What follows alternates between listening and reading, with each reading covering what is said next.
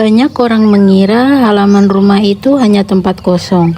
Padahal kalau dirawat, halaman kecil ini bisa jadi sumber kehidupan. Halo Sobat Fadila, berjumpa lagi di channel Fadila Gardening. Hari ini aku mau ngajak kalian ngikuti rutinitasku. Agar kaki terlindungi dari rumput-rumput tajam dan tanah basah, aku pakai sepatu boot dulu ya. Rutinitas pertamaku diawali dengan mengarit pakan hijauan. Rumput hijau yang tumbuh di pinggir halaman, saya potong perlahan dengan sabit.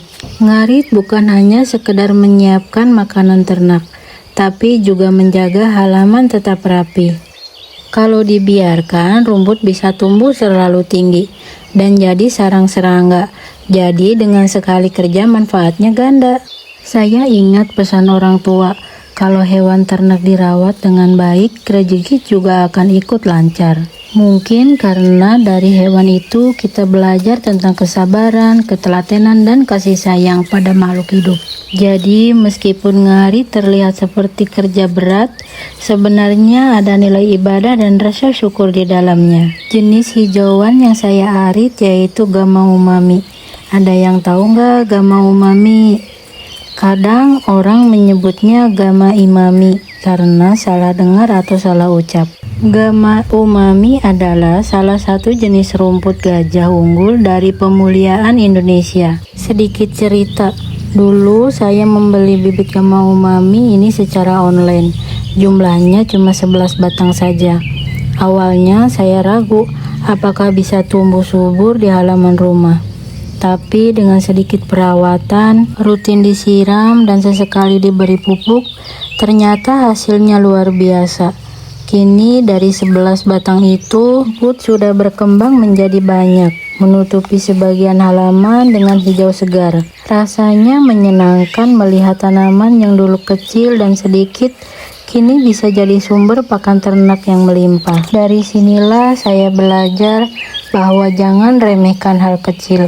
Kalau dirawat dengan sabar, hasilnya bisa jauh lebih besar dari yang kita bayangkan. Selain memiliki keistimewaan cepat tumbuh, Gama Umami juga tahan dipotong berulang kali. Jadi sekali tanam bisa panen hijauan berkali-kali. Tidak heran, banyak peternak yang senang menanamnya. Hijauan ini mengandung gizi yang baik untuk kambing atau sapi, sehingga tubuh ternak lebih sehat dan hasilnya pun lebih maksimal. Setelah ngarit selesai, saya beralih ke pohon jambu. Pohon jambu ini belum lama saya tanam. Supaya tetap sehat, tentu harus dirawat. Saya mulai dengan membersihkan rumput liar. Kalau dibiarkan, akar pohon bisa terganggu dan tanah jadi terlalu lembab. Rumput liar yang masih muda dan segar bisa saya kumpulkan untuk tambahan pakan ternak. Jadi dapat bonus hijauan untuk ditaruh bersama rumput Gama Umami tadi. Dengan begitu tidak ada yang benar-benar terbuang. Pohon jambu jadi bersih, tanah lebih gembur, dan ternak pun mendapatkan pakan tambahan dari rumput liar itu. Selain itu, di samping pohon jambu ada tanaman talas. Rumput liar yang tumbuh di sela-sela daunnya saya cabut dan daun-daun keringnya saya kumpulkan supaya tidak menutup tanah. Talas ini sederhana, tapi kalau dirawat bisa menghasilkan umbi yang enak untuk diolah. Kalau di kampung, batang talas sering dimasak gulai atau ditumis. Rasanya khas dan gurih. Membersihkan talas tidak hanya membuat tanaman sehat, tapi juga memberi rasa puas saat melihat daun-daun hijau segar melambai tertiup angin. Setelah area sekitar menjadi bersih, waktunya memberi pupuk. Saya lanjut menggemburkan tanah di sampingnya. Dengan cangkul kecil, tanah digowak. Lalu saya taburkan pupuk kandang ke dalamnya. Lalu menutupnya kembali dengan tanah. Cara ini membuat pupuk lebih cepat meresap ke akar, sekaligus memperbaiki struktur tanah supaya tetap gembur. Memberi pupuk ibarat memberi makan tanaman. Kalau rutin diperhatikan, tanaman akan berterima kasih dengan menghasilkan buah yang lebih banyak dan manis. Tidak perlu pupuk yang mahal, yang penting teratur dan sesuai kebutuhan. Selain memberi pupuk secara rutin, saya juga membuang bagian daun yang terlalu rimbun. Tujuannya supaya nutrisi dari tanah bisa terfokus ke batang dan tunas utama. Dengan begitu, pertumbuhan pohon lebih seimbang dan peluang untuk berbuah pun lebih besar. Daun yang sudah tua dan mulai menguning juga saya petik, karena biasanya sudah tidak lagi membantu proses pertumbuhan. Daun-daun yang saya buang tidak terbuang percuma. Biasanya saya kumpulkan untuk jadi bahan kompos.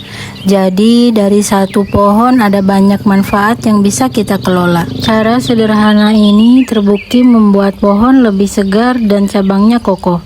Jadi walaupun terlihat sepele, membuang daun sebenarnya mempunyai manfaat besar bagi kesehatan pohon. Terakhir, saya menuju pohon nangka di halaman rumah. Buahnya sudah mulai besar dan kalau dibiarkan terbuka sering jadi serangan ulat. Bungkusan saya buat dari karung bekas bersih. Lalu saya ikat dengan tali rafia agar tidak mudah terbuka. Tujuannya banyak. Pertama, untuk melindungi buah dari serangan ulat atau serangga yang sering merusak bagian kulit nangka. Bungkusan juga membantu menjaga kelembaban buah sehingga pertumbuhan lebih merata. Ketiga, saat matang nanti kulit nangka tetap mulus dan bersih, tidak kotor terkena debu dan cipratan tanah saat hujan. Ada rasa puas tersendiri saat melihat buah-buah nangka tergantung dengan bungkusan yang melindunginya.